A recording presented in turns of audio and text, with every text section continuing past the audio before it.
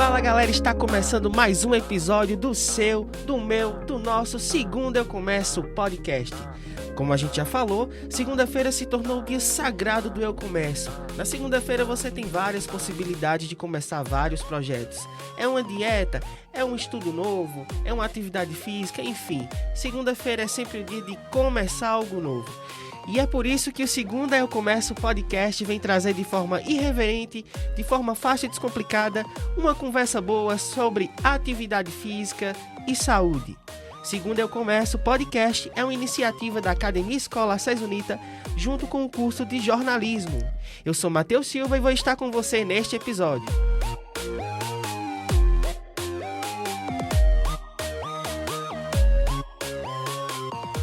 A nossa temática do nosso episódio de hoje é avaliação física. É preciso?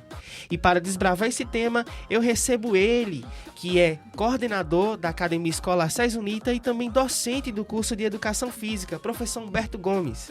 Oi, gente, tudo bem?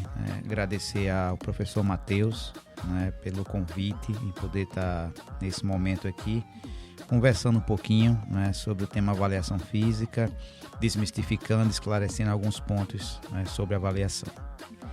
E também aqui com a gente tem ele que é preceptor da Academia Escola e também egresso da instituição, professor Isídio Gomes. Fala, Matheus, obrigado mais uma vez pelo convite, nesse novo episódio do podcast. Estamos aqui agora para falar um pouco sobre avaliação física e tentar esclarecer aí as dúvidas do pessoal. Vamos lá. Avaliação física, de fato, é preciso? O que é avaliação física? É uma anamnese? É um teste? Como é que se configura a avaliação física? Professor Humberto. Então, pelo próprio nome já diz avaliação. Então, para você avaliar previamente, você tem que ter alguns dados, algumas informações. Então, a avaliação, na verdade, é o processo final de um conjunto de informações que são obtidas. Então, o que são essas informações?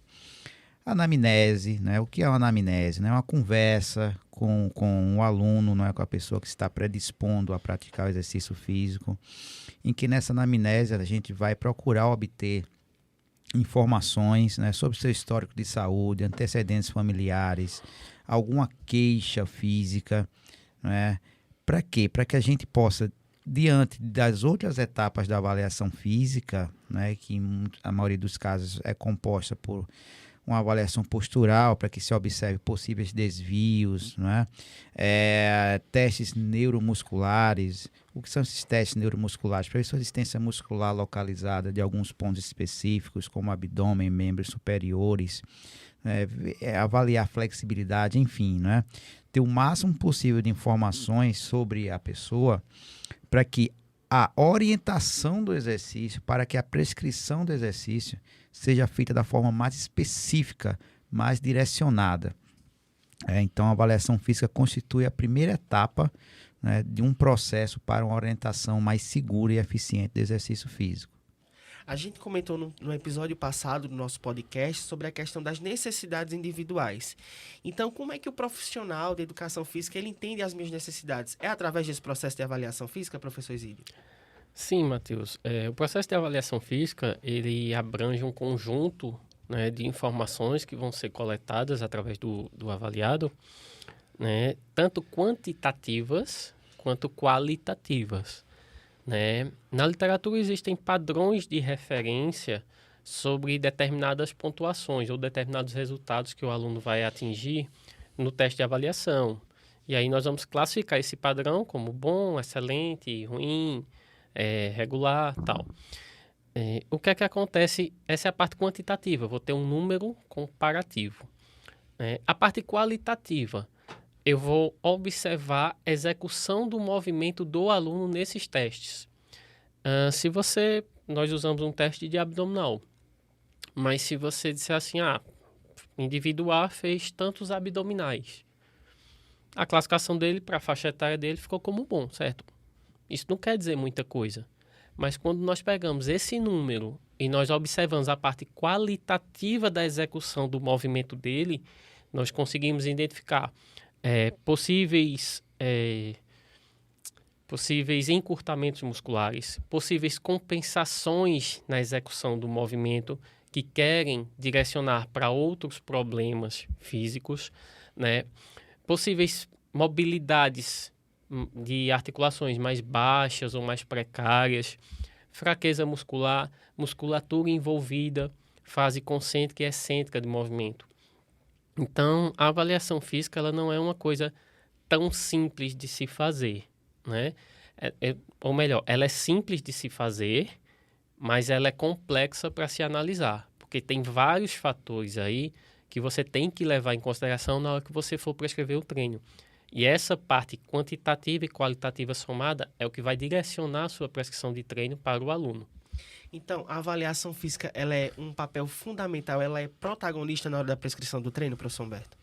Sim, como já foi comentado, né, por mim e pelo professor Isídio, é, digamos, a primeira parte, não é? É de onde, obviamente, se vai ter informações para uma prescrição. Tá? Então, a partir desse ponto é que vai se analisar. Então, na verdade, às vezes o usuário ele chega com uma perspectiva, né, que pode destoar completamente os resultados de uma avaliação. Né? De repente ele chega lá, eu quero hipertrofia muscular. Né? Beleza, quero ficar grande. Tá?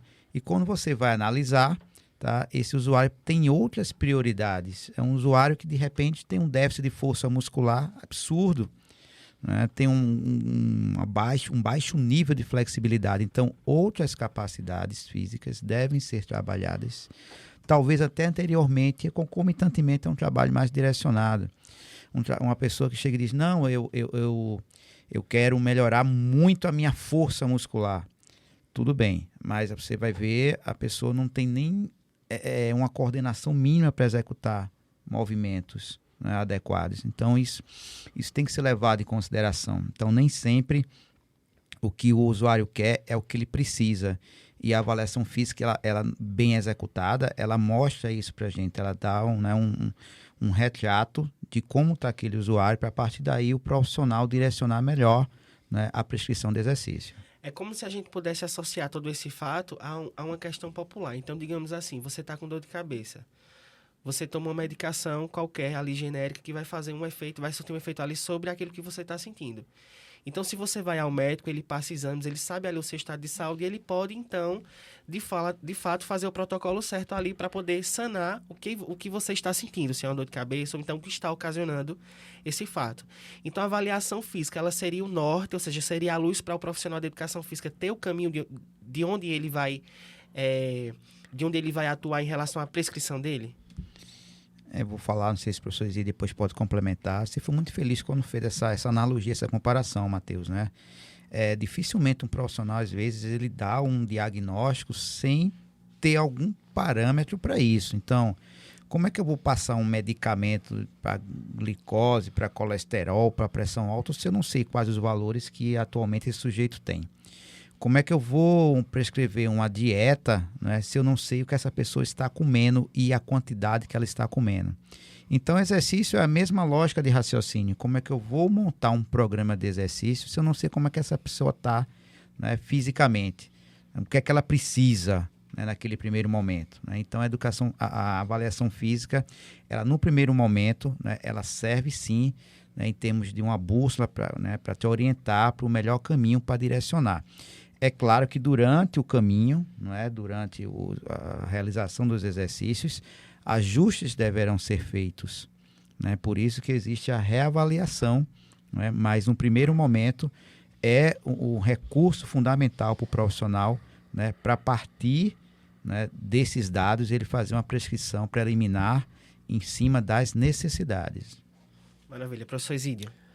A avaliação física, ela tem o conceito, né, de nos direcionar e nos mostrar quais pontos mais urgentemente nós devemos melhorar através da prescrição, né?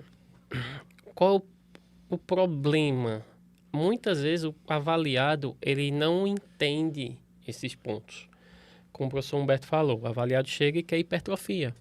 Mas nós vimos que ele precisa fazer um trabalho de mobilidade e de estabilização mais acentuado, que ele é muito deficiente nisso. E quando nós prescrevemos o treino, muitos alunos perguntam, mas não tem, mas cadê o treino de força? tal. Não, tá aqui. Não, mas é porque tá leve. Ó, precisa melhorar isso, precisa melhorar isso. E tudo isso, apesar do pessoal, muitas vezes, assim, ficar muito focado só na força, todas essas características físicas, elas contribuem diretamente na força. Então, se eu tiver todas essas aptidões equilibradas e melhoradas, né, sem uma deficiência muito grande, o meu treino de força, ele vai render mais. Ele vai ser mais benéfico, ele vai me trazer um resultado melhor, né? Se eu não quiser fazer essas aptidões físicas melhorarem, meu treino de força vai ficar bem deficiente. Então, imagina aí que você vai poder fazer um treino, em vez de você, como é que eu vou dizer, se beneficiar 100% do treinamento, você vai estar se beneficiando 20%, 25% só, né? Isso vai atrasar o resultado. Então, a avaliação física, ela é fundamental para essa questão.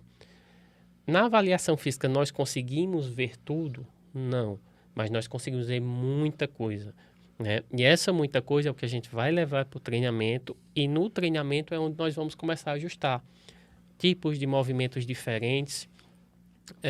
O aluno tem dificuldade em algum movimento que a gente não identificou antes, a gente para, a gente ajusta.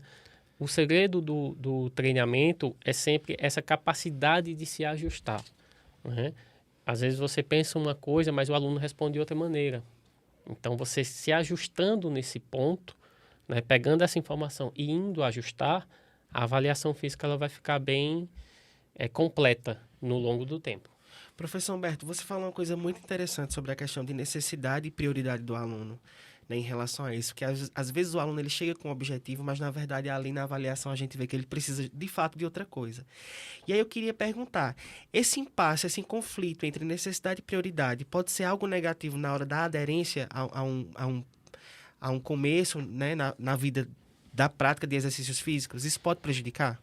Então, Matheus, a tua pergunta ela é interessante, né? E ela, obviamente, é bem fundamentada. Porque, na verdade, a depender do público, né, que vai iniciar um programa de exercício físico orientado, né, os objetivos, às vezes, eles estão até claros na cabeça do usuário, né? E, às vezes, ele não sabe expressar, né? Não é a obrigação dele. Mas cabe ao profissional, né, por meio do diálogo, mostrar, evidenciar para ele o que de fato, olha, você chegou com esse objetivo, né? Eu quero emagrecer, coisa e tal. Então, aí ele vê, né, em episódios anteriores nós conversamos, né, em algum local que para ele emagrecer, ele tem que fazer jejum intermitente, ele tem que fazer não sei quantas horas, né, de trabalho aeróbio, esteira, bike, enfim.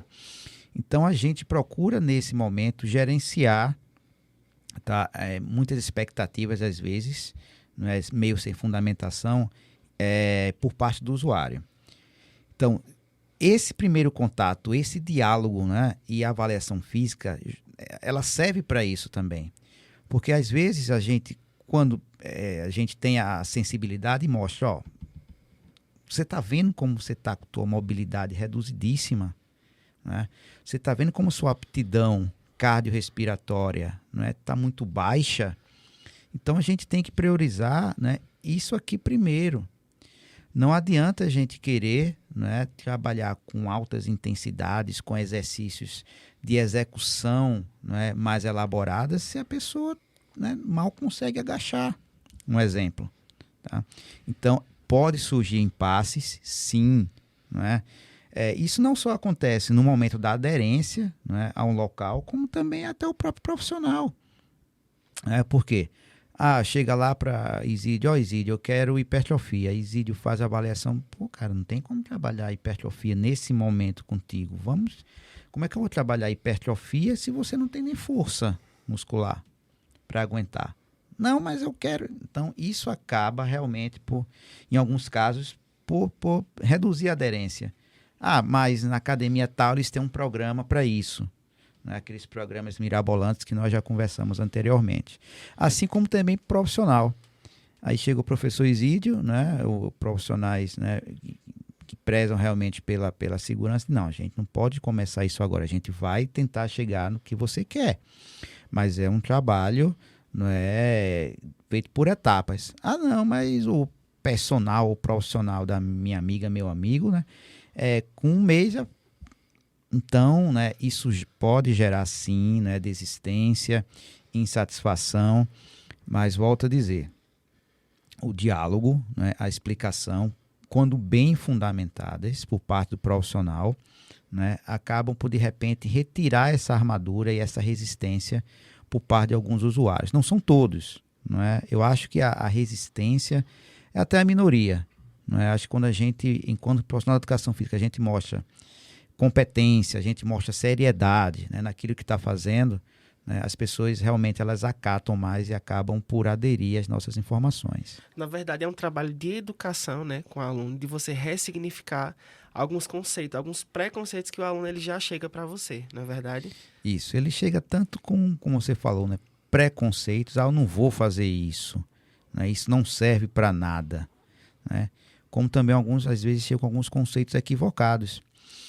Logo no início da minha carreira, né, profissional, trabalhei muitos anos em academia, teve um episódio bem interessante de uma senhora. Ela chegava na academia, eu só vou fazer esteira. Sim, mas por que a senhora só vai fazer esteira? Porque o médico mandou só fazer esteira. Porque ele disse que é para eu gastar 1.000 quilocalorias todo dia. Eu disse, mas como assim? Não, meu filho, eu vou fazer o que o médico mandou. Né?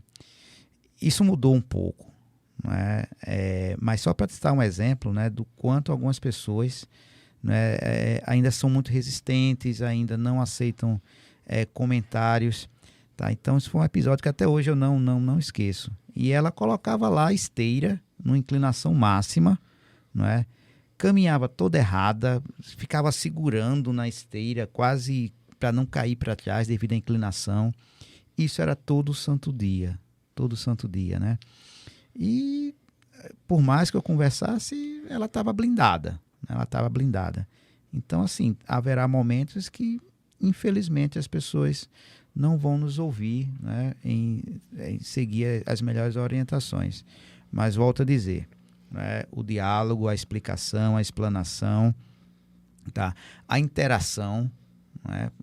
Você também não deve chegar para o usuário e não, você tem que fazer isso. Né? Você deve ouvir as perspectivas, os anseios e procurar conciliar. Disse, olha, tudo bem, você tem esse projeto, né? Mas para que você chegue a esse projeto, a esse seu objetivo, antes é interessante que você faça isso.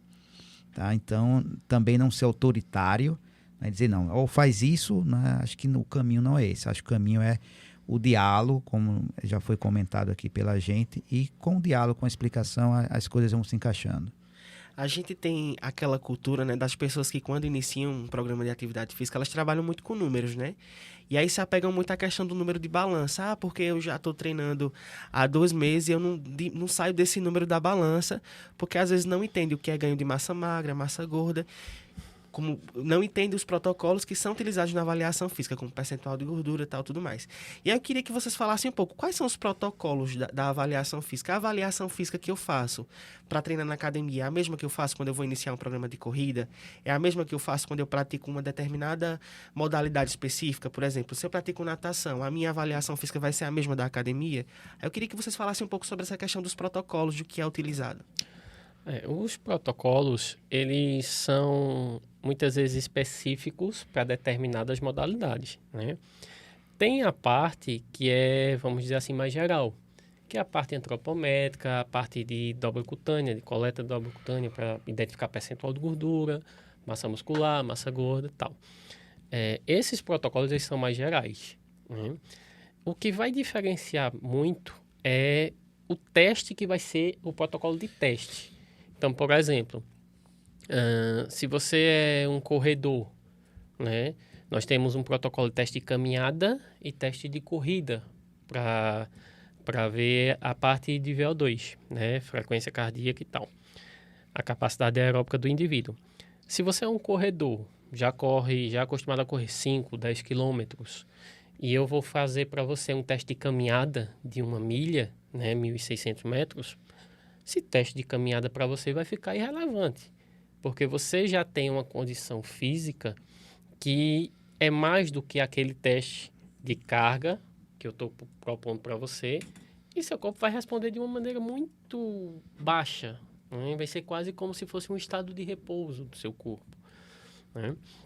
Então, os protocolos diferentes, assim, o que podem mudar, vai depender muito da especificidade da modalidade praticada pelo aluno. Tem testes específicos para quem joga futebol, tem testes mais apropriados para quem joga basquete, né? E assim você vai vendo qual o melhor protocolo a ser montado na questão do teste específico para aquela determinada modalidade. Professor Humberto. Então, obviamente concordo com o que o Isidro falou, mas quero relatar somente alguns fatos específicos em relação a... O Matheus perguntou sobre corrida. E também mais um episódio que aconteceu comigo quando eu estava trabalhando num projeto com adolescentes obesos. É o seguinte, né? Às vezes as pessoas focam, Matheus, como você falou, em números, né? Em balança. E balança não quer dizer absolutamente nada. Nada, né? O nosso corpo ele é formado por diferentes tecidos, né? Diferentes estruturas. Então você tem gordura, você tem músculo, você tem osso, você tem vísceras, coisa e tal. E o exercício físico, quando você tem aderência, né? Você começa a mudar isso aí, né? Ou seja, você começa a perder gordura, você começa a desenvolver mais a sua musculatura esquelética. Então isso, às vezes, não é refletido na balança ou é refletido numa dimensão menor do que as pessoas que queriam, né? Volto a dizer, por isso que essa senhora que eu falei anteriormente, né, ela focou tanto em famosas 1000 quilocalorias. Por quê? Porque ela só se preocupava com balança, né? Balança. Tanto era que ela se pesava, assim chegava e se pesava ao final, ela jurando que a diferença que desse entre o início e o final é o que ela tinha perdido de peso corporal naquele momento, que nada a dizer, né? Estava desiddratada. Tá? Bom, mas enfim. Então foi um episódio bem interessante que chegou uma das adolescentes e disse, eu vou sair do projeto. Aí eu fui conversar, caramba, por que você vai sair do projeto? O que é que está acontecendo de errado? Eu não estou emagrecendo. Eu digo, mas como assim você está emagrecendo? Você está fazendo alguma coisa por onde emagrecer? Bom, mas vamos lá. Você está se sentindo mais disposta? Tô. Você está dormindo melhor? Tô. Você consegue fazer as aulas de educação física com mais facilidade? Consigo. Então o que é que tem de errado? Ou seja, as pessoas se limitam somente a um parâmetro, né, nesse exemplo que eu citei de obesidade, né, e esquece de outros fatores, outros benefícios ocasionados pelo exercício físico, né? Então não se limita somente a esse fator numérico, tá joia? De repente você está melhorando internamente, melhorando o teu perfil glicêmico, que é o açúcar no sangue, está melhorando a sua pressão arterial, você está melhorando o seu perfil de gordura, triglicérides, colesterol, e às vezes você não se dá conta, né? Porque seu peso lá corporal, então observa outras coisas, né, no teu dia a dia, tá joia? Então só fazendo mais um comentário rápido, a especificidade que o professor Isidro já falou em relação a testes e avaliação, dependendo do que você vai fazer. Na corrida de rua especificamente, né, é interessante observar alguns fatores que podem ser facilmente obtidos, né, por meio de uma filmagem bem orientada, né? Então o tipo de pisada é um fator, tá bom? O que a gente chama de drop pélvico é um outro fator. A própria postura, a própria cadência, né?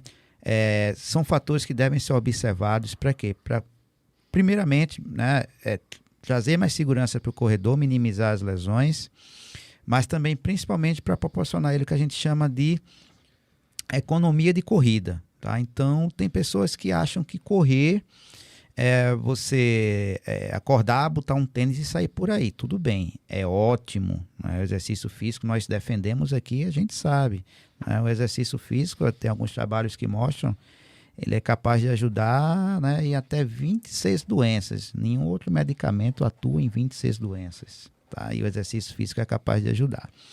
Não é isso, né? Mas o que a gente quer trazer para o nosso ouvinte, né, é que o exercício físico é ótimo, você só vai ter benefício agora, desde que você faça de forma bem orientada.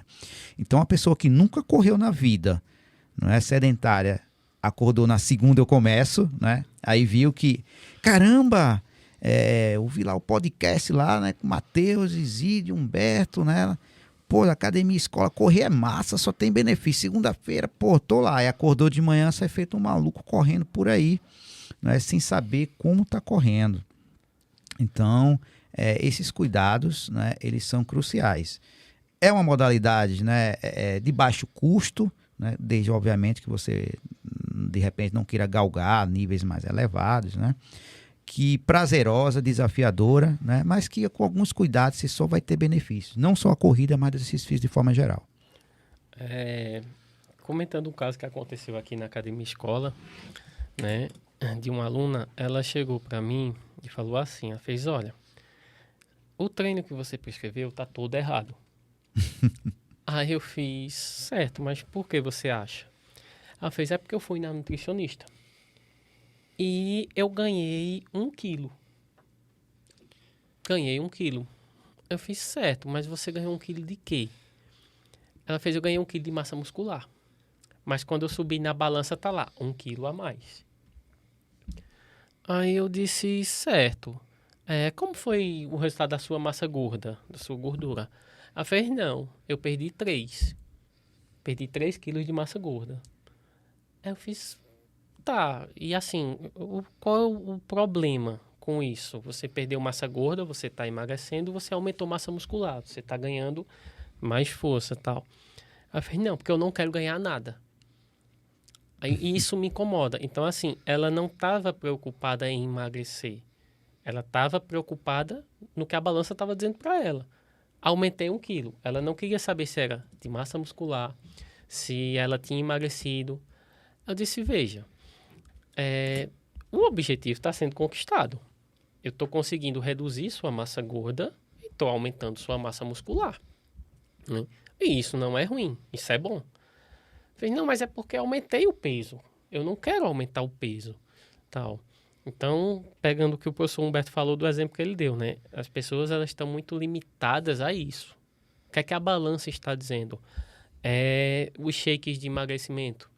Eu tinha um senhor que morava perto de casa e ele disse, olha, só quando eu comecei a tomar shake é que eu comecei a emagrecer.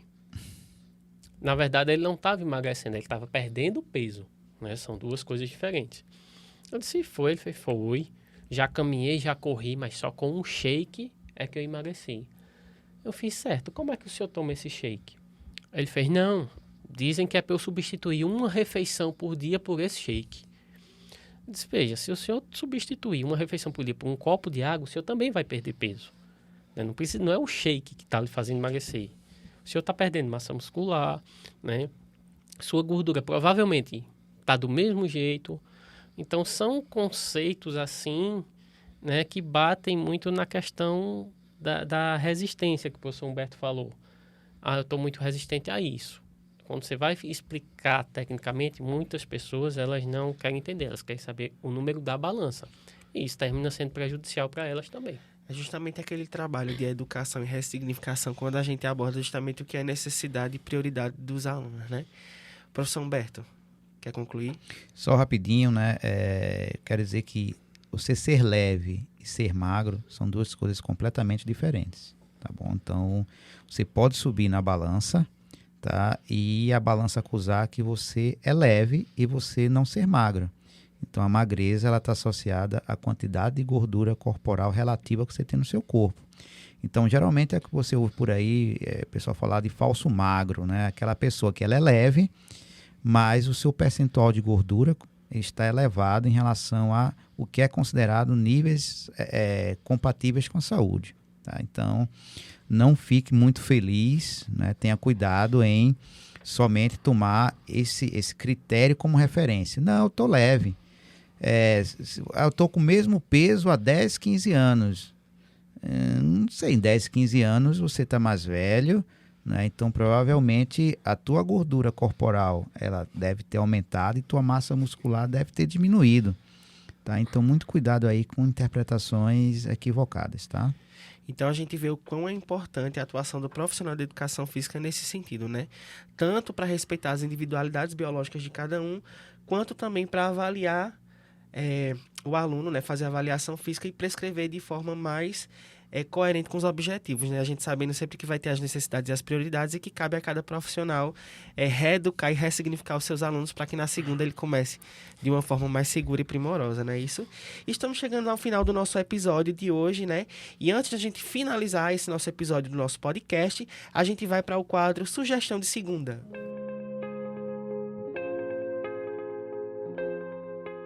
Professor Isídio, qual a sua sugestão de segunda para quem quer justamente iniciar esse programa de exercícios físicos, né? Ressaltando a importância da avaliação física. Qual é a sua dica do dia? Bom, minha dica é a seguinte. Quando você vai fazer uma avaliação física, a comparação que vai existir é você com você mesmo, né? Para isso, nós temos a reavaliação. Então, você faz uma avaliação, que mais ou menos 3 meses você faz outra avaliação e outra avaliação. O efeito comparativo, o resultado que nós vamos ter lá dessas avaliações, não vai ser comparando você com o indivíduo A, B ou C. Vai ser sempre comparando o resultado atual com o resultado anterior. E esse é o norte, a bússola que nós seguimos para ajustar seu treino da melhor maneira, né? E proporcionar a você o caminho para você chegar no objetivo que você almeja. Então, esse é o grande ponto, né? Porque eu toquei nisso. Muitas pessoas, elas se comparam com as outras. E esse é um movimento muito perigoso na avaliação. Ah, mas fulano cresceu mais rápido que o organismo dele responde de uma maneira, o seu vai responder de outra. Então, na avaliação física, paciência, dedicação e acompanhar o resultado, né, tempo após tempo. Professor Humberto, qual é a sua sugestão de segunda? Então, é como eu sempre digo, né? A sugestão da segunda é comece, né? Comece a se movimentar, né? Tem uma vez um movimento bem interessante, né? Levante do sofá, saia, né? Faça qualquer coisa. Substitua um elevador por uma escada, substitua o seu carro em um quarteirão, né? Porque hoje o problema principal são as facilidades tecnológicas que nós temos hoje em dia, né? Hoje você não muda mais nem uma televisão, você nem se levanta mais, né? Então, movimentos, tudo e qualquer coisa é válido, né? Se você tem um aplicativo, se você tem um celular, a maioria obviamente tem um celular, tem aplicativos que ficam lá avisando para você a hora de se levantar. Se você tem lá uma pulseirinha, né? Essas pulseiras que tem Smart Band ou até Smartwatch, também programa lá, tá? Então, cria estratégias para que você se movimente, né? Essa é a dica que eu dou. A partir do momento em que você vai, não é, adquirindo isso, as coisas vão mudando. Outros, rapidamente, conceito que eu quero frisar aqui é o seguinte. Muitas pessoas pensam, não, eu me matriculei e estou praticando exercício físico. Ótimo, maravilhoso. Esse é um dos sentidos do nosso podcast, que a gente conversa tanto. Mas vamos lá. Você vai à academia ou qualquer outro local, um parque, 2, 3 vezes por semana. Vamos colocar a maioria do pessoal vai 3 vezes por semana. Eu só tenho uma hora disponível, ok? Beleza. Então vai lá, o professor Isídio, o professor Matheus faz a programação para 3 vezes por semana, 1 hora por dia, 60 minutos. Beleza. A pessoa estava em casa, de repente desceu por um elevador, nem pela escada. Entrou no seu carro, o carro é automático. Beleza, não vai passar nem marcha. Chegou, estacionou o carro, anda 200, 300 metros, está na academia escola. Fez lá os exercícios, coisa e tal, beleza, volta para o seu carro. Vai para o seu local de trabalho, estaciona, pega um elevador, sobe.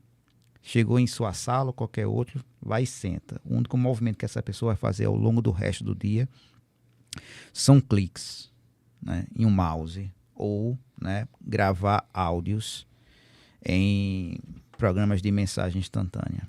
Então pensa nisso, não é?